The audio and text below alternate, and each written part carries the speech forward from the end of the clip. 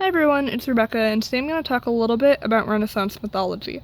So as you can see, what I've done for my performance task is I've made a very small sculpture of a fairy out of modeling clay.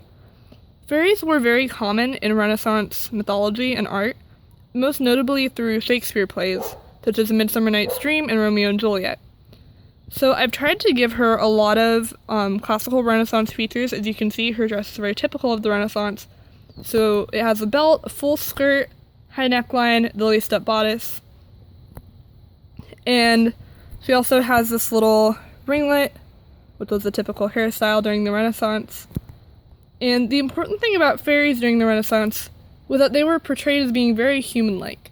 Even though I've given my fairy wings and she's very small, most of the fairies in literature and art were portrayed as being human-sized, and most of them didn't even have wings. So Queen Titania in A Midsummer Night's Dream is portrayed this way. She's human-like and she does not have wings.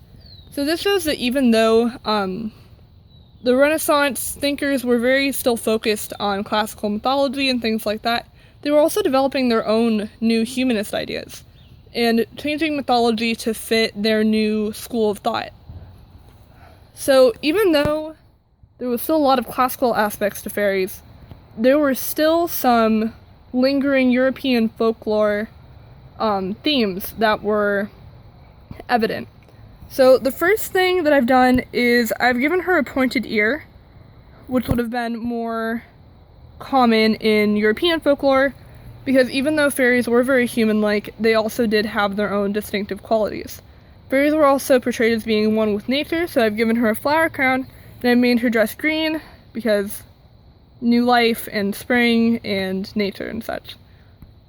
Another thing about fairies is that they were portrayed as being seelie. So there are two different types of mythology, or of mythological creatures. There are the seelie and the unseelie. The seelie were portrayed as very beautiful and very human-like, very dignified, benevolent, kind, and that kind of went along with the new humanist school of thought, where man was inherently good, human achievement was something to be celebrated. But then there were also the unseelie creatures, who were very ugly, who were often very, bony, dark, malevolent, vicious, often for no reason. And this was connected to older medieval ideas, which were still lingering, to themes from macabre art, from the Black Plague, to the idea that man was inherently sinful and evil. And this shows that even though classical mythology had been kind of abandoned for hundreds of years, the Renaissance thinkers still found a way to make it fit their own purposes and to make it apply to what was going on in their lives. And this shows how mythology will kind of always apply to our lives, and how it's still relevant even though no one really has believed in fairies for hundreds of years. So, yeah, basically that's it. Thanks, bye.